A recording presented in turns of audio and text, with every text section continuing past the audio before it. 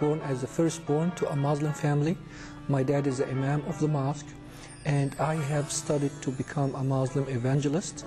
That was kind of a free study that I did in my life after I got my degree. In our tradition, we were kind of a conservative Muslim family. During the months of Ramadan, as all Muslims know, that we tend to what we say Khatm al-Quran. It means that recite the whole Quran during the month of Ramadan. But we used to do it differently. We used to do it, my father and I, we used to do it 5 times. That's how I got to recite the Quran and be one of the reciters by the age of 12. I have recited most of the Hadith, the Sahih Bukhari and some of Sahih Muslim and Sunan Abu Dawood and Sunan Ibn Majah. I started Masnad Ahmad, but at this time I kind of got to join the military service.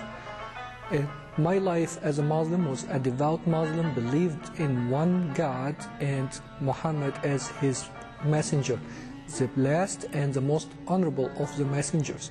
And I believe that the people of the book, which is Jews and Christians, are people that went astray and they did not believe what God has sent them in the last revelation. I used to tell them that you have the Old Testament and the New Testament, but you never believed in the last testament, which is the Quran. And I used to argue with them that where did Jesus come from?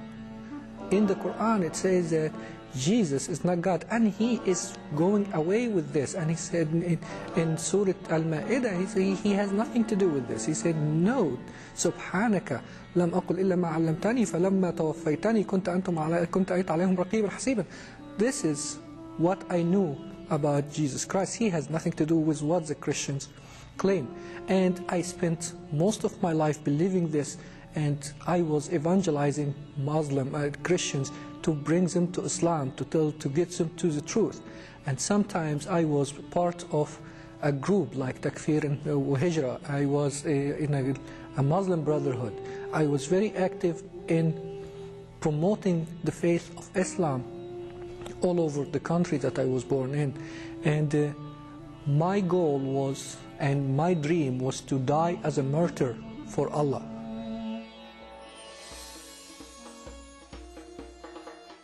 During a trip of mine outside my country, I was kind of walking around, and some people came and asked me for direction.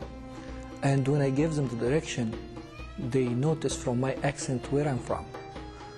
We kind of tend to have a big accent, and they started to talk to me in Arabic, and I answered them back, and they asked me, what's your name? I told them my name is Ahmed, and they invited me for lunch and give me a ride where I'm going as well. So I accepted and went with them.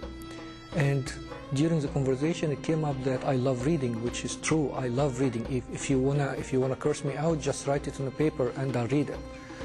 So when I mentioned that, one of them, who's a philosophy professor, gave me a book and put his business card inside, and the book name was Mere Christianity, written by C.S. Lewis.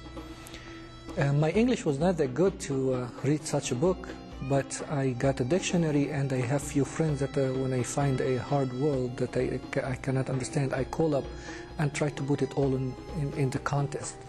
And at this time, when I realized how blasphemous the book is, and how idolatry in it, that they put many gods with gods and all this stuff, I just got mad at those people. I was kind enough with you to show you the direction, and I shared with you a lot. I even offered to pay for lunch and everything, and yet you gave me such a blasphemous book. So I decided, well, it's a sign from Allah, because I have forgotten my duty.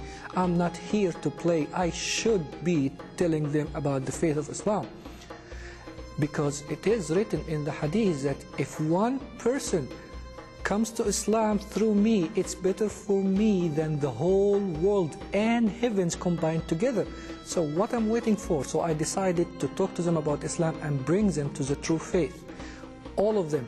And I have daydreamed about the time that I'm going to be with them, and we're going to burn their Bibles in celebration, embracing Quran, embracing Islam.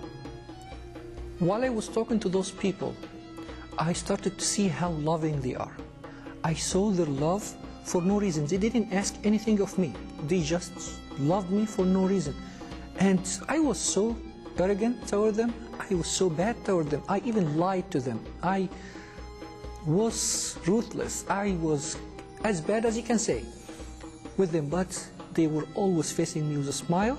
They always presented what we call now the truth was love. And one of the times I got into a fight with some of friends, and I promised to kill one of them, a Muslim friend. And I left. At this time I left with my only shirt and pants, and it was 17 inches of snow. And I'm just walking in the street, and while I'm walking, a pickup stops, and a big guy inside of it tell me to